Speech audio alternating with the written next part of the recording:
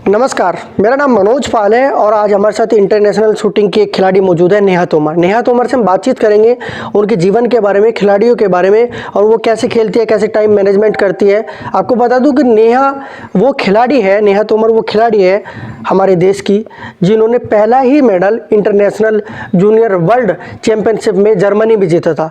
मतलब ये एक अद्भुत बात कही जा सकती है क्योंकि नेहा ने अपना पहला मेडल कोई नेशनल लेवल पर तब तक नहीं जीता था और पहला मेडल ही उन्होंने देश का नाम रोशन करते हुए जर्मनी में एक सिल्वर और एक गोल्ड मेडल उन्होंने जीता था, देश का नाम रोशन किया था। मुजफ्फरनगर से है नेहा तोमर और काफ़ी मेहनती है, शूटिंग करती है। हम उनसे शूटिंग के बारे में जानेंगे कि शूटिंग के लिए क्या क्या चीज़ ज़रूरी होती है, सरकार को कैसा प्रोत्साहन देना चाहिए, खिलाड़ियों को शूटिंग सीखने के लिए क्या क्या ज़रूरी चीज़ें होती है, किस तरीके से वो अपने आप को मेंटेन करती है। सबसे पहले नेहा, आपका खोजी न्यूज़ में बहुत बहुत स्वागत है। Thank you. नेहा, सबसे पहले जानना चाहूँगा कि आप शूटिंग करती हो तो आपका जो प्रेरणा है वो आपको कहाँ से मिली शूटिंग करने की, क्यों आपने शूटिंग को चुना? शूटिंग की प्रेरणा मुझे मेरी मदर से मिली। जब मैं यहाँ पे आई हुई थी, मैं ड्यू यूनिवर्सिटी में पढ़ रही थी आफ्टर 12th। तो वहाँ से मैं आई हुई थी, शिविर लगा हुआ था कावड़ियों का, तो उसमें मैं मम्मी को लेके जाती थी। उन्होंने शूटिंग सीखी थी, तो उन्हें देखकर मुझे लगा कि मुझे भी शूटिंग सीखनी चाहिए। तो उन्हीं से प्रेरणा लेके मैंने शूटिंग स्टार्ट की थी। फिर मुझे ड्यू यूनिवर्सिटी छोड़ के मैंने अपना करियर शूटिंग में ही बनाने की सोची, क्योंकि मेरा शूटिंग में पहले ही काफ़ी अच्छा, जैसे पहले दिन गई तो काफ़ी अच्छा निशाना था, तो सबने मुझे कहा कि आपको भी शूटिंग स्टार्ट करनी चाहिए। तो फिर मम्मी को देख के पहले मैंने वैसे ही शौक में स्टार्ट की, फिर मैंने उसे एज अ प्रोफेशन एक्सेप्ट किया। और ड्यू यूनिवर्सिटी से पढ़ाई छोड़ने के बाद फिर मैंने मुजफ्फरनगर आकर ही यहीं पर एडमिशन लिया और शूटिंग को ज़्यादा प्रायोरिटी दी। आपके जीवन का वो सबसे अच्छा मेडल कहूँ या फिर वो एक पल आपके लिए कौन सा बड़ा पल था जो आपको सबसे अच्छा फील हुआ हो जब आपने कोई मेडल जीता हो, या कौन सा वो पल रहा आपके लिए सबसे बड़ा यादगार पल जो हो आपके लिए? सबसे ज़्यादा यादगार पल रहा जब जूनियर वर्ल्ड कप में मेडल आया। तो जिसका गोल्ड मेडल होता है उसी कंट्री का वहाँ पे नेशनल एंथम होता है। जैसे जर्मनी में जब हमारा गोल्ड मेडल आया टीम इंडिया का, तो वहाँ पे हमारा राष्ट्रगान चला, तो वो सबसे ज़्यादा मेमोरेबल मोमेंट था और प्राउड मोमेंट था जो हर एक खिलाड़ी के लिए सबसे ज़्यादा इम्पोर्टेंट होता है। कभी भावुक हुए वो मेडल जीतने के बाद? हाँ, क्योंकि फर्स्ट टाइम जब मेरा जूनियर वर्ल्ड कप में मेडल था, उससे पहले मेरा नेशनल स्टेट में कोई मेडल नहीं था। वो डायरेक्ट मेरा सबसे पहला मेडल ही इंटरनेशनल का था। तो अब तक की सबसे ज़्यादा खुशी, भावुक, वो सबसे इम्पोर्टेंट मेडल मेरा वही था और वो सबसे ज़्यादा मेमोरेबल भी था। बात में अगर आपकी शूटिंग की करूँ तो देश के वो कौन कौन से स्थान है जहाँ आपने स्टेट लेवल पर खेला है? उसके बाद नेशनल के बारे में जानना चाहूँगा। स्टेट लेवल तो जैसे देहरादून में हुआ, वो खेला है। नेशनल हमारे केरला, पुणे ट्रायल्स वगैरह होते रहते हैं। इंटरनेशनल के लिए हमें पहले ट्रायल्स देने पड़ते हैं नेशनल के बाद। तो जैसे मैंने गुवाहाटी खेलो इंडिया यूथ गेम्स भी खेला है 2020 जो हुआ था। उससे पहले खेलो इंडिया मैंने दूसरा भी खेला था जो पुणे में हुआ था। तो देश में तो काफ़ी जगह जैसे जयपुर, चंडीगढ़ वगैरह हमारे ट्रायल्स वगैरह होते हैं। तो ओवरऑल इंडिया में तो काफ़ी प्लेसेस पे घूमी हुई हूँ। इंटरनेशनल में पहला मैंने खेला था वर्ल्ड यूनिवर्सिटी जो मलेशिया में हुआ था 2018 में। उसके बाद जर्मनी का वर्ल्ड कप मैंने आपको बताया जहाँ पे गोल्ड और सिल्वर मेडल थे। उसके बाद साउथ कोरिया में वर्ल्ड चैम्पियनशिप जो 4 साल में एक बार होती है, उसमें पार्टिसिपेट किया है। उसके बाद कुवैत जहाँ पे एशियन एयरगन चैम्पियनशिप हुई थी, उसमें हमारा टीम का सिल्वर मेडल था, टीम इंडिया का। उसके बाद नेशनल में भी 2 ब्रॉन्ज मेडल थे 2018 में। उसके बाद 2019 में भी सिल्वर इंडिविजुअल मेडल था। तो ये मेरी हाईएस्ट अचीवमेंट है नेशनल और इंटरनेशनल की। वैसे स्टेट और यूनिवर्सिटी लेवल पे भी काफ़ी सारे मेडल है। ऑल इंडिया यूनिवर्सिटी में भी 2019 में 2 ब्रॉन्ज मेडल्स थे। जब आप जर्मनी से वापस लौटे थे गोल्ड और सिल्वर के साथ में, तो कैसा वो एक आपके लिए एक शाबाशी वाला पूरे देश में एक माहौल था? और मुजफ्फरनगर जब लौटे तो कहाँ कहाँ स्वागत हुए, कौन कौन लोगों ने आपको सराहा कि आप शूटिंग में जीते हो, देश का नाम रोशन किया? कौन कौन वो लोग जानना चाहूँगा कि एयरपोर्ट से और यहाँ तक आप जब वापस पहुँचे थे। जब मैं जर्मनी से वापस आई थी मेडल लेके, तो मुझे इतना एक्सपेक्टेड नहीं था कि इतना ज़्यादा सब मुझे प्रोत्साहन देने के लिए इतनी ज़्यादा भीड़ इकट्ठी भी होगी। जब मैं एयरपोर्ट से मुजफ्फरनगर आई तो यहाँ पे काफ़ी बड़े स्तर से रोड शो हुआ, जो अब तक किसी भी मेरे ख्याल से खिलाड़ी का मुजफ्फरनगर में नहीं हुआ है। और उसमें काफ़ी हमारे आसपास के जितने भी गांव हैं हमारे ज़िले में, सबका अलग ही एक मोटिवेशन था। वो सब मेरी जगह प्राउड फील कर रहे थे कि हाँ, हमारे मुजफ्फरनगर से कोई मेडल लेके आया है। उमेश अंकल है जो विधायक है बुढ़ाना के, वो हुए, कपिल देव जी हैं हमारे मंत्री जी, ये सब भी आए थे। ये सब जून के महीने में इतनी गर्मी थी, लेकिन वो फिर भी मुझे मोटिवेट करने के लिए, प्रोत्साहन देने के लिए वो दो बार आए। जब हमारा यहाँ पे प्रोग्राम हुआ यहाँ पे भी आए और वो मुजफ्फरनगर में भी आए। जितने भी पुलिस डिपार्टमेंट है सब ने फुल सपोर्ट किया। ऐसा कुछ नहीं था कि रोड पे ट्रैफिक हो जाएगा या कैसे। तो वो आसपास मुझे सारी जगह वो प्यार देखने को मिला। इतना मुझे एक्सपेक्टेड नहीं था कि मेडल लाने के बाद मुझे इतना प्यार मिलेगा, और सब काफ़ी खुश थे मेरे मेडल लाने से। आपसे जानना चाहूँगा कि एक प्रोत्साहन आपको दिया गया, प्रोत्साहन के रूप में एक राशि भी दी जाती है, कुछ ऐसा कुछ सरकार की तरफ से कुछ आपको मिला है, ऐसा कुछ मिला? नहीं, जो जैसे अमाउंट मिलता है मेडल पे, प्राइज़ मनी मिलता है, तो वो मुझे इस तरह का कोई भी सपोर्ट नहीं मिला यूपी गवर्नमेंट की तरफ से।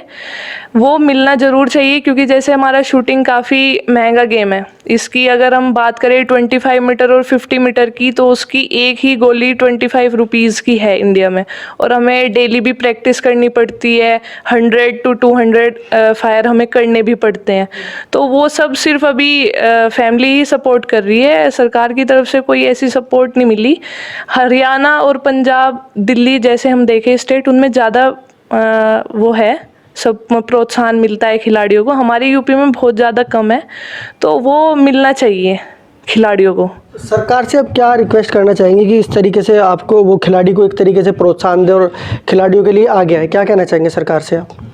मैं सरकार को यही कहना चाहूँगी कि वो जो बड़े लेवल है उन्हें तो सपोर्ट कर देते हैं, लेकिन वो ये फोकस नहीं कर पाते कि वो हर एक एरिया में हर एक खिलाड़ी को फोकस कर सके। तो वो सिर्फ जिसका नाम है सिर्फ उसी पे फोकस कर रहे हैं। तो उन्हें ढूंढ ढूंढ के भी, अगर कोई नाम कर रहा है, मेडल लेके आ रहा है वो भी इंडिया के लिए, तो उसे एक तो प्राइज़ मनी, उसकी एक तरीके से कुछ भी मंथली एक्सपेंस बांध दिया जाए, ताकि वो अपने स्पोर्ट्स को अच्छे से, मतलब उसके क्योंकि एक्सपेंसेस को मैनेज कर सके। तो सरकार को इस तरफ थोड़ा ध्यान देना चाहिए और उन्हें थोड़ा मोटिवेट करना चाहिए, जैसे कि जॉब ऑफ़र करें।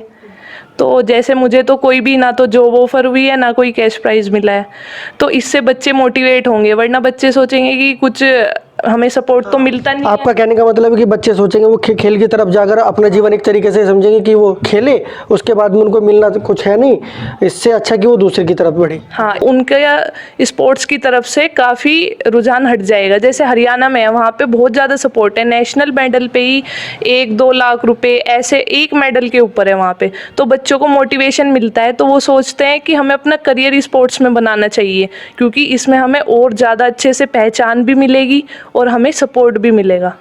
लेकिन हमारे यहाँ पे बहुत ज़्यादा भी कम है। तो अगर वो यहाँ पे सपोर्ट करेंगे तो और भी गांव के साइड से बच्चे निकल कर आएंगे, क्योंकि अभी उन्हें लगता है कि हमें अपने पास से खर्च करना पड़ेगा और वो अफोर्ड भी नहीं कर सकते। तो ये भी एक चीज़ है कि बच्चे बहुत कम निकल कर आते हैं हमारे गाँव से, क्योंकि सपोर्ट नहीं मिल पाता गवर्नमेंट का। नेहा तोमर की अगली तैयारी क्या है? क्या वो एक गोल है जो नेहा तोमर चाहती है? मेरा तो गोल यही है कि मैं इंडिया के लिए मेडल लेकर आऊँ, कॉमनवेल्थ, एशियन, उस पर ओलंपिक की मैं भी इसलिए बात नहीं करूँगी क्योंकि अभी कॉमनवेल्थ आ रहा है 2022 में। अभी इस वाले ओलंपिक में मेरा सिलेक्शन नहीं हो पाया, तो मेरी फ़िलहाल की तैयारी कॉमनवेल्थ के लिए है। उसके बाद उससे आगे भी इंडिया के लिए खेलना है और उसके लिए मेडल लाना है, उसे प्राउड फील करवाना है। जैसे आपने बताया कि सरकार की तरफ से आपको कोई प्रोत्साहन राशि नहीं मिली है, तो क्या कभी ऐसा लगा कि सब कुछ छोड़ देना चाहिए, कि कहीं और जगह करियर बनाना चाहिए कि एक खिलाड़ी होते हुए? हाँ जी, देखो ये चीज़ आती है मन में, जब लगता है कि इससे अच्छा और कुछ है, जब मोटिवेशन नहीं मिल रहा, प्रोत्साहन नहीं मिल रहा सरकार की तरफ से। लेकिन मेरी फैमिली अफोर्ड कर सकती है और वो मुझे दे रही है, तो मैं तो कर सकती हूँ। लेकिन उनके लिए, जो फैमिली अफोर्ड नहीं कर सकते, उनके लिए वो चीज़ ज़्यादा सरकार को उस पर वो देना चाहिए, उसकी वजह से वो मोटिवेट नहीं हो पाते, उन्हें प्रोत्साहन नहीं मिल रहा। मेरी फैमिली है वो मुझे अभी सपोर्ट कर रही है, तो मैं इसलिए खेल रही हूँ, तो मैं तब इसलिए स्टार्ट कर देती हूँ। आता है थोड़ा सा मन में कि इसकी जगह पढ़ाई पे ज़्यादा ध्यान दूँ ताकि उसमें करियर बन सके, लेकिन फिर फैमिली का सपोर्ट है तो उस वजह से मैं उसे बीच में नहीं छोड़ सकती और मैं इतने आगे तक आके फिर उससे गिव अप नहीं कर सकती, तो इसलिए मैं उसे कंटिन्यू करती हूँ। शूटिंग को लेकर एक धारणा रहती है कि उठाया और निशाना लगा दिया, ऐसा कुछ होता है कि बड़ा आसान है, उसको कैसे डिफाइन, क्या बताना चाहेंगे कि क्या आसान है? देखो, आसान सबको लगता है कि शूटिंग, जैसे आपने बताया कि खड़े हो जाओ और चला लो, कोई ऐसा फील्ड का वो नहीं है कि चोट लग रही है। ये चीज़ है कि चोट नहीं लगती, लेकिन हमें भी बहुत ज़्यादा प्रैक्टिस करनी होती है। जैसे सबसे ज़्यादा तो इसमें फोकस का गेम है, कंसंट्रेशन।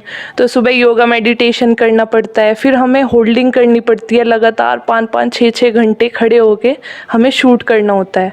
होल्डिंग, प्रैक्टिस, शॉट, तो वो सब जितनी हमारी फिजिकल ट्रेनिंग होती है वहाँ पे, उतनी ही मेंटल ट्रेनिंग करनी पड़ती है।